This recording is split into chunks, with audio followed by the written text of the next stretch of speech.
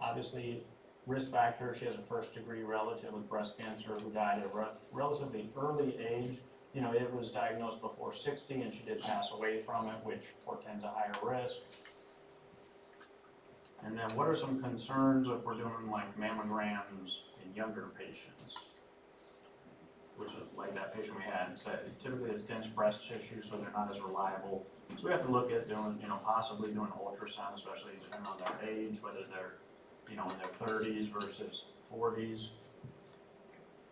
And then obviously BRCA 1 and 2 have a lot higher lifetime risk for breast cancer, so we need to look at possibly doing prophylactic treatments at that point if they do test positive for those genes. And which one has the worst prognosis of all those negatives? Yeah, the triple negative, right?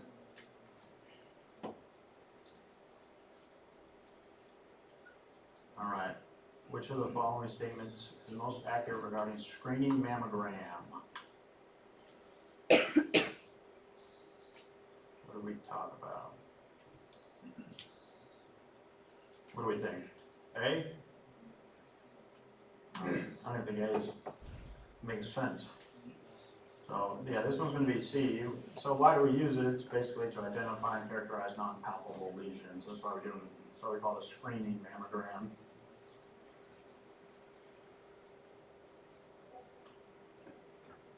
And then which type of lesions which type of cancer is mammogram not or less effective at detecting? Those the carcinomas. Do we remember? Globular carcinoma, which is, you know, less common. It makes up 15%, but because there is that limitation, we would possibly look at doing MRI at that point.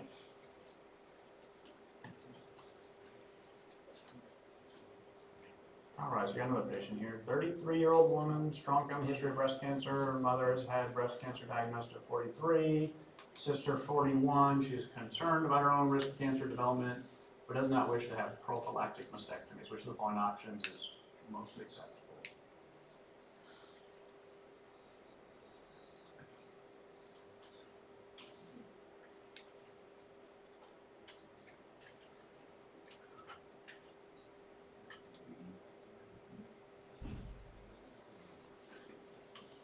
What do we think?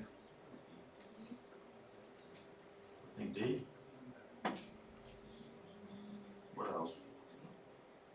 Yeah, she's high risk, so, you know, C is going to be the correct answer on this. So we want to do genetic testing, you know, start annual mammograms earlier. We need to look at breast MRIs just because of the possibility of dense breast tissue, clinical breast exams. And then the anti-estrogen therapy for chemo prevention is indicated as well.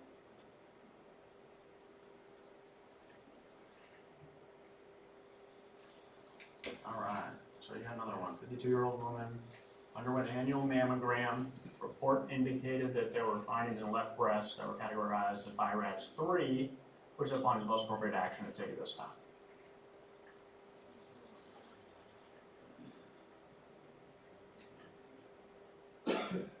What do we think? Can you see? So what does a BI-RADS 3 tell us? Yeah, abnormal findings, probably benign. So for this one, you know, a reasonable approach would be a repeat mammogram in 6 months. So, and as long as it's stable and we don't have any concerning findings on the repeat, we can continue with our screening mammograms. All right. So what do we think on this patient? She's a 58-year-old female, erythematous right breast. Seen 2 months ago, they prescribed antibiotics, no resolution. On exam, you got an ill-defined area erythema without fluctuation. Denies any constitutional symptoms, no nipple discharge. What are we concerned with on this one? Yeah, Bravo, right? Some sort of inflammatory breast cancer. What if this presented with fluctuants and it was in a breastfeeding or a lactating female? What would we think? Yeah. Well, what do we do for treatment in that one? Continued breastfeeding. some sort of antibiotics. What if you treated this patient with antibiotics and they she presents like a lactating female presents with continued symptoms? What do we do at that point? No improvement on antibiotics. Send her home? Yeah, so likely that one would go to like OR for drainage. We'd want to know if she's still having any sort of symptoms from it, like any fevers. Is it still tender? Do we have any sort of fluctuance? Is there something we can drain? And so we can, if we have any of those, and she has a white blood cell count, what would we do at that point? We try outpatient antibiotics. What would we, like IV antibiotics and admit the patient, yeah. And we'll likely go to OR for drainage.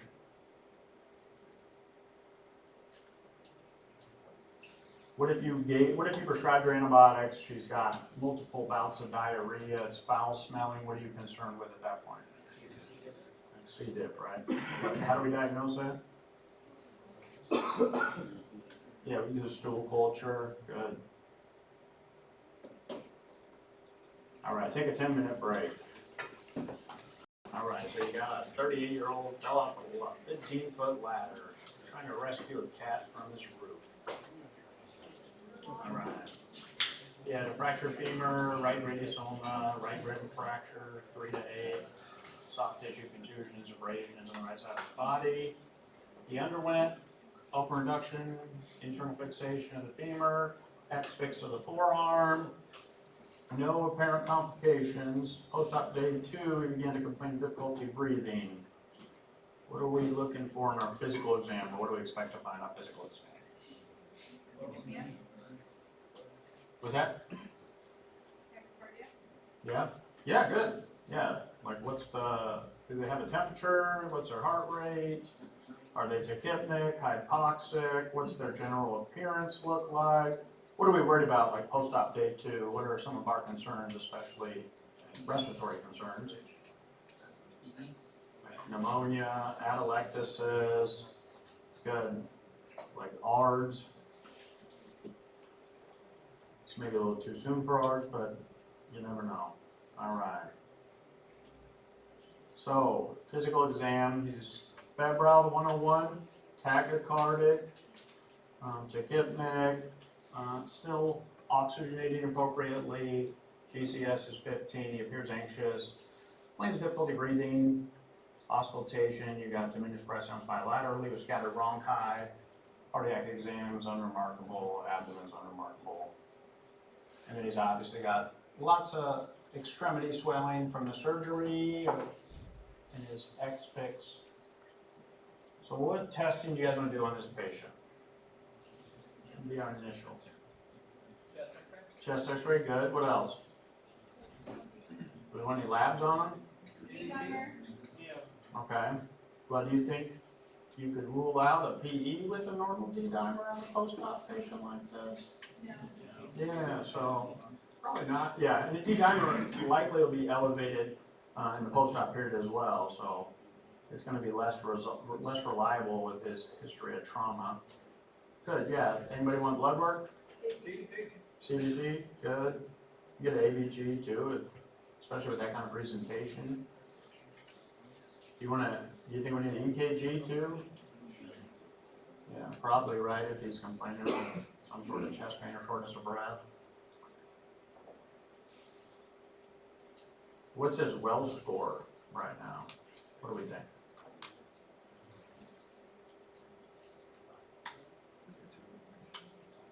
Two? Probably a 3 for him. He's like tachycardic, the recent history of surgery.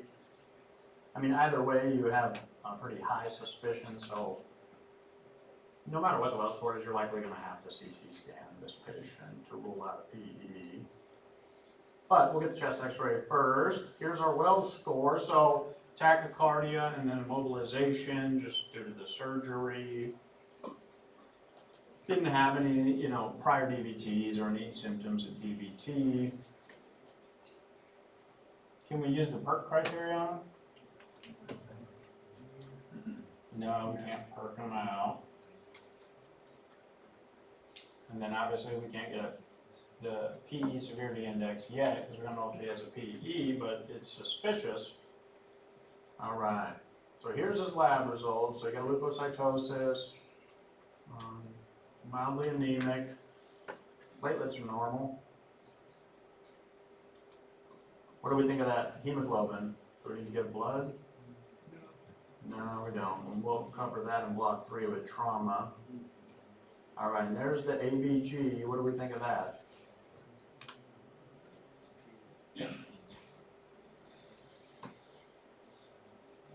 This PO2 is a little low, but otherwise, everything looks normal. Fluid status, he's euvolemic. He's got, normal ins and outs. Bedside ultrasound didn't show any urinary retention. But so that you have this patient and he went from room air to nasal cannula to non-rebreather, and now he's got 80% FiO2, and you get this chest x-ray. What are you concerned for? What does it look like? Yeah, it's concerning for ARDS. He's got, diffuse congestion, it's bilateral. So it's some sort of pulmonary venous congestion, could be, if in the right setting, a pulmonary edema. What are we thinking it is in this patient? Like ARDS. Yeah. What do we want to start for treatment for that?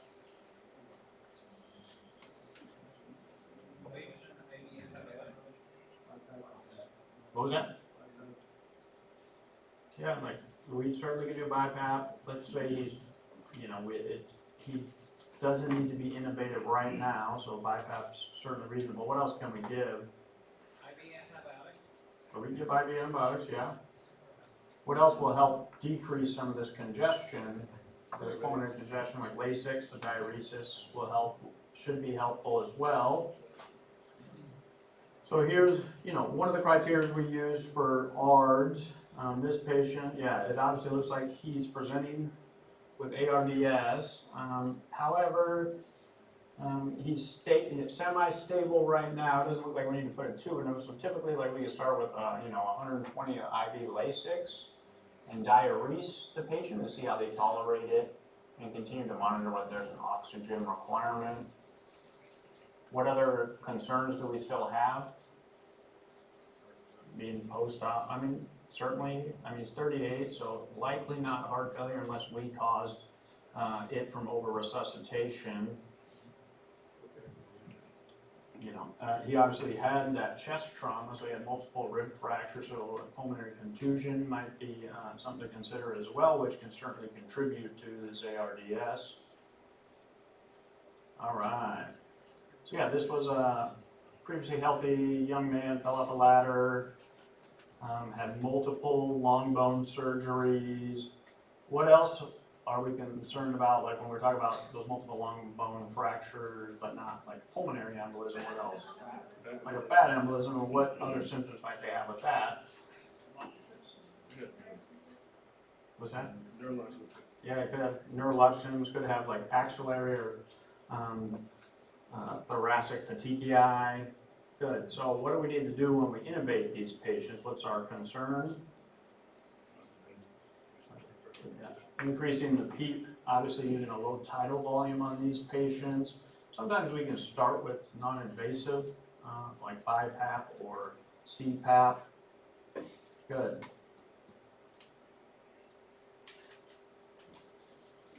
All right. So what do we need to order on this patient to rule out PE? Like CT pulmonary angiogram, right? Good. All right, and then he had like non-specific findings. Obviously, we had that chest X-ray with that bilateral non-segmental infiltrates. Typically, we don't, chest X-ray is not conclusive, or for PE, sometimes we might see findings that can be, associated with PE, but those are very rare. But this patient presents with acute lung injury. We would also need to consider, we'll talk about in the trauma lectures as well, we need to think about any sort of other internal injuries. He'll likely have gotten a CT of his like head, neck, chest, abdomen, and pelvis when he initially presented, especially with that kind of trauma history. If any of you are going to BAMC for phase 2, your mind will be blown at how many people fall off ladders every day in this city. It's a lot more than you'd think, like 3 or 4 a shift. Typically they're drunk too, which I guess is part of their job, I don't know. All right. So like it says on the bottom here, so we do have some sort of respiratory insufficiency. He is tachypnic, tachycardic, so we would want to consider intubation or mechanical ventilation, or we could try the BiPAP first and see if we get a response to that. What we do for this patient, let's say he's post-op and we're concerned that there was like an aspiration.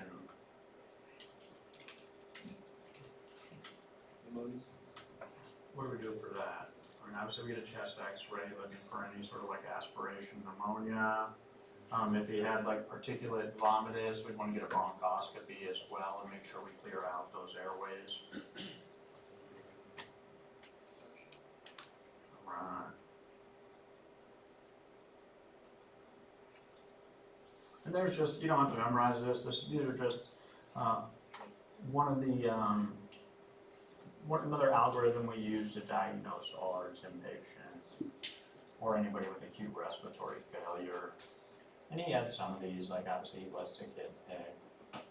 He had some decreased breath sounds. Everybody know what increased work of breathing looks like? Like use of respiratory or accessory muscles, intercostal retractions, nasal flaring. You'll see this a lot, especially in your infants when they have any sort of like URI or bronchiolitis. All right. So obviously we're concerned with ARDS and that increased dead space ventilation. So that's why we want to increase that PEEP to keep those smaller airways open.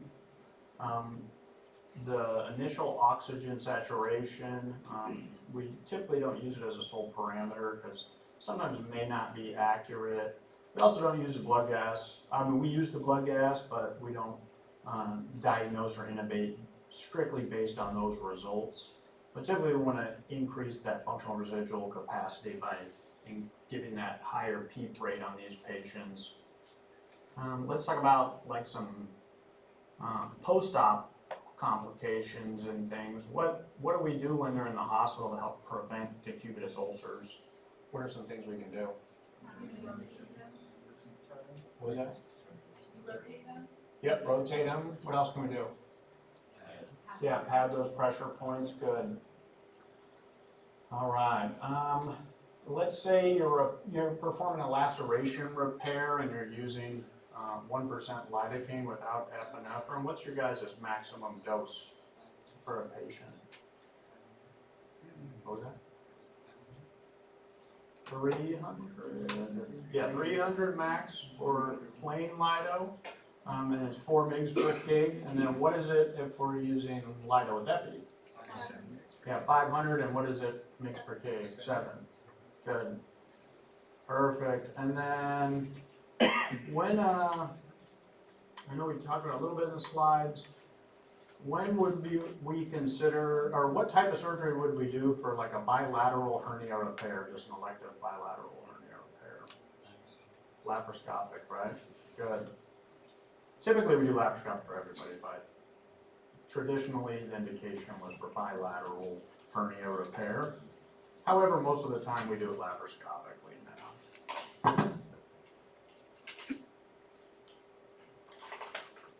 All right, so you got a 57-year-old woman, develops ARDS 7 days following colectomy for adenocarcinoma.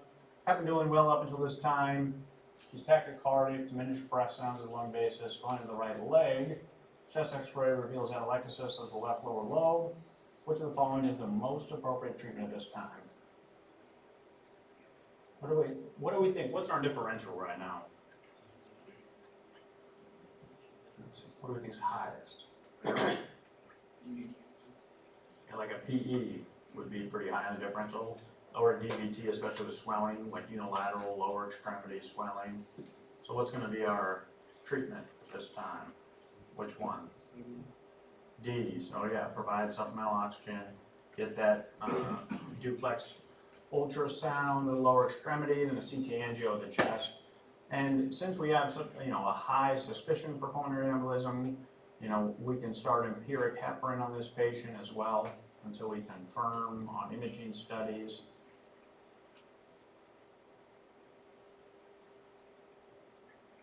All right, here's another patient for you. So we got a 46-year-old man, multiple rib fractures, fell from a horse, otherwise healthy, 1 pack per day smoking history for 24 years.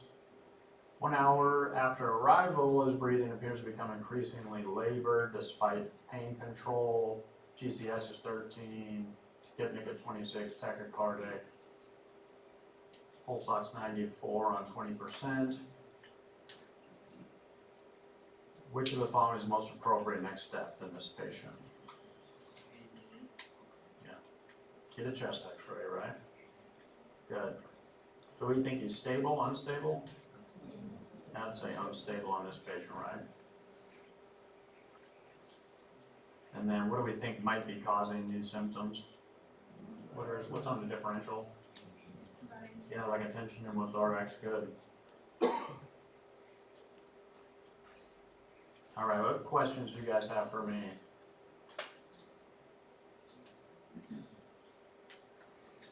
Everybody feel good for the test on Monday? Any specific questions?